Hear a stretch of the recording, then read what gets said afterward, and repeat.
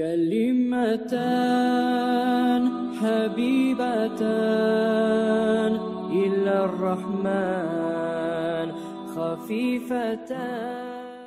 Abi Musa al-Aş'ari 871. hadiste ayette Abi Musa al-Aş'ari radıyallahu anhu Kale Resulullah Allah'ın elçisi sallallahu aleyhi ve sellem ayet dedi.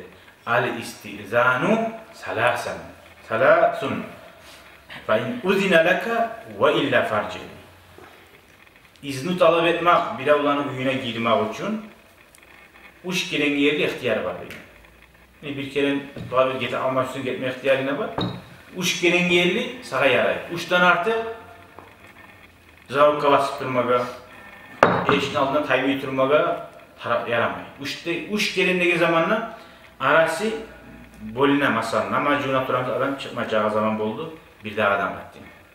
Son namazla duramsa namazı bir daha adam ettim. Uç gelen yerde ihtiyarım yok.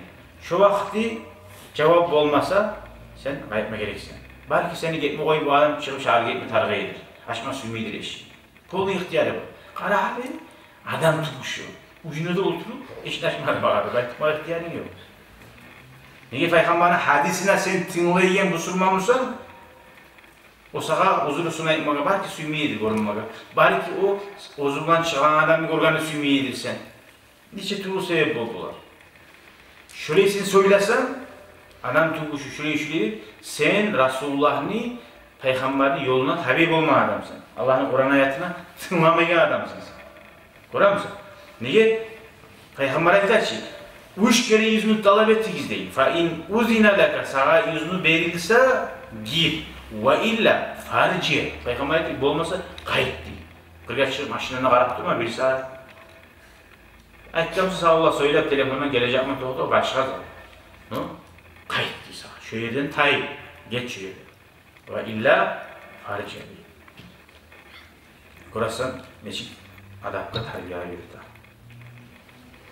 Şu telefonunda yarayım abi şöyle. Zannette çeviriyor. Şu telefonunda şöyle. Karışı alma.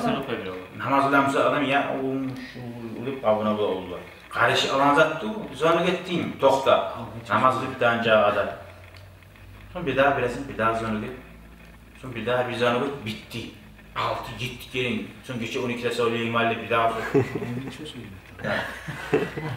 Koyuyum da kansa koyuyum ne öyle yapalım. Şu adam bilme gerekiyor. Allah şu adam tokta dedi.